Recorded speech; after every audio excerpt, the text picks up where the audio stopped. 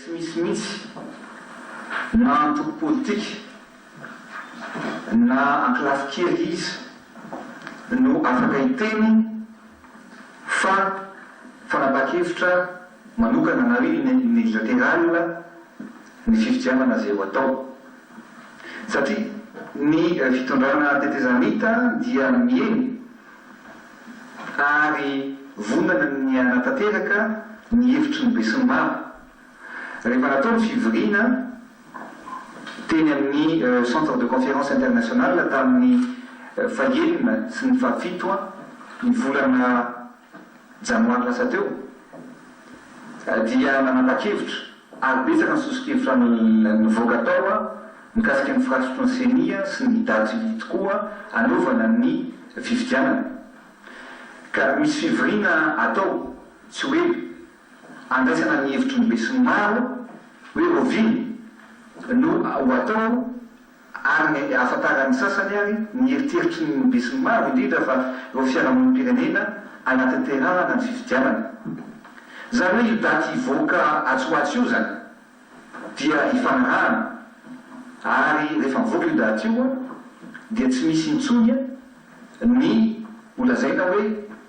fanapakevitra manokana io na hoe unilatéral, fa mivoaka avy any amin'ny enclave kely na indrindrindrindra fiarahamonim-pirenena sy ireo mpanao politika izay tatana rapitso sy rafakapitso. Any matsy ny zavatra mipetraka ankehitriny fa tsy ny mpanao politika izay misy izy amin'ny heviny manokana. Mikasika ny firafitry ny senia dia mahaleo tena tanteraka io, ary tsy misy olona avaty amin'ny hoe amin'le isa 9 zany ao anatin'ny bureau izay misy mpikambana eo amin'ny 10 dia olona tsotra daholy, zany hoe misy mihinana roa ny firafitry izy fa somary lavalava ihany izy reto misy olona ohatra avy any amin'ny ordre ny journaliste anankiray, ordre ny avocat anankiray, enseignant de droit izay avy any amin'ny izay atolotry ny doyen ny faculté ny droit avy any amin'ny université, misy ny olona izay miaro ray avy any amin'ny zon'olombelona, miaro ny zon'olombelona, ray avy any amin'ny corps ny administrateur civil, anankiray avy any amin'ny organisation œuvrant pour l'éducation des citoyens, ary anankitelo dia avy any amin'ny observation des élections na ny fiarahamonim-pirenena izay efa misy ankehitriny. Io dia olona mahaleo tena tanteraka zany, io mpikambana amin'ny senia io, ary inoko fa chance ho an'i Madagasikara zao tetezamity zao. Chance ho an'i Madagasikara satria tanora ny mitazana ny tetezamita, ary tanora tsy mikiry amin'ny sezany, fa tanora tena vonona anovo sy ametraka rafitra vaovao ho an'ny taranaka faramadimy. Ary zay ny zavatra ho ataonay, ary izay tanana ankehitriny dia aoka zava-tsara mihitsy fa tsy manana ary tsy ekenay no hoe anodikodina ny vato na ny feo ny vahoaka na angala-bato ao anatin'ny fanaovana amin'ny fifidianana. Misy rafitra be lehibe anaovantsika an'izay, zay ny zavatra tanjona lehibe ho apetratsika amin'ny fifidianana zay ho atrehantsika atsoatsy. Tokana ihany no amoana ny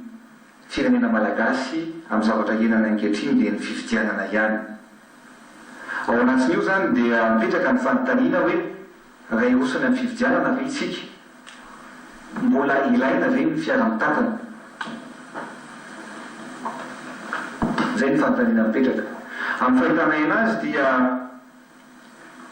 zay moa nanaovana ny antony hoe fifidianana ao anatin'ny fotoana fohy, satria tsy mendrika ny aina ao anatin'ny transition ela be ny vahoaka malagasy. Ka misy sosokevitra sy vahaolana efa nalefanay any amin'ny communauté internationale izay nonay fa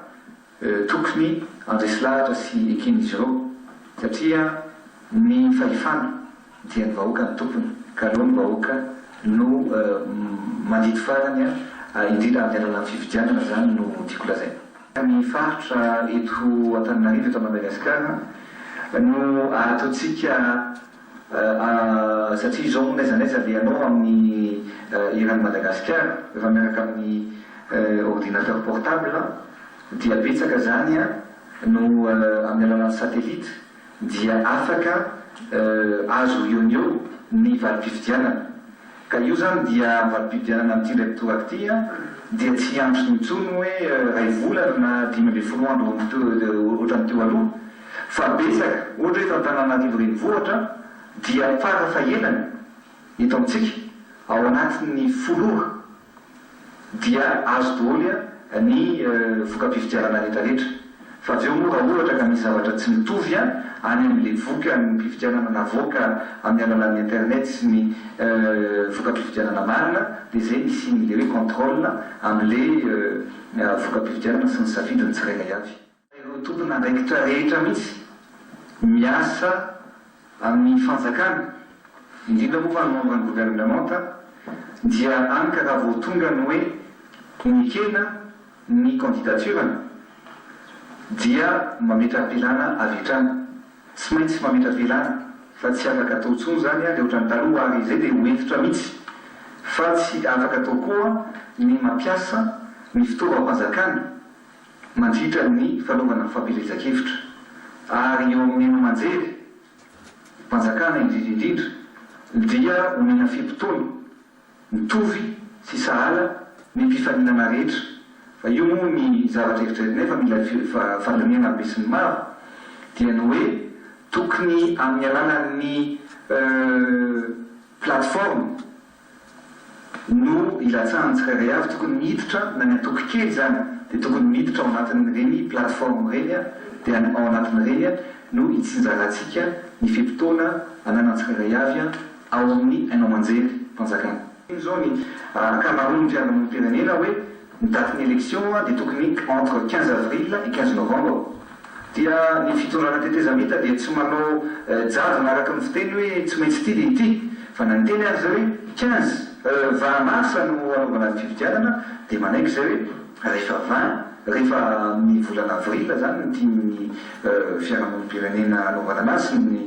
mpifaninana rehetra rehefa ifanarahany misy ny maro hoe ataovy 15 io na ataovy 10 io na ataovy 5 dia zay no zay tapaka no atao io ka zay zany no mikasika an'le fivirina atao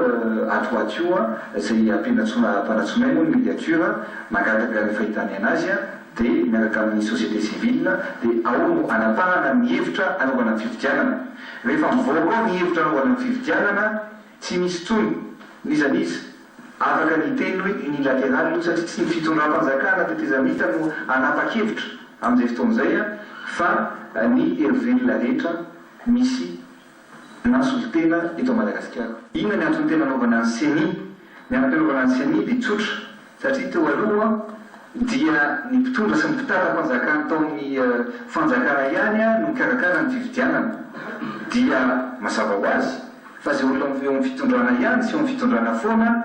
no matetika manodikodina ny safidiny mahoaka dia natsilany azy dia mbola lany ihany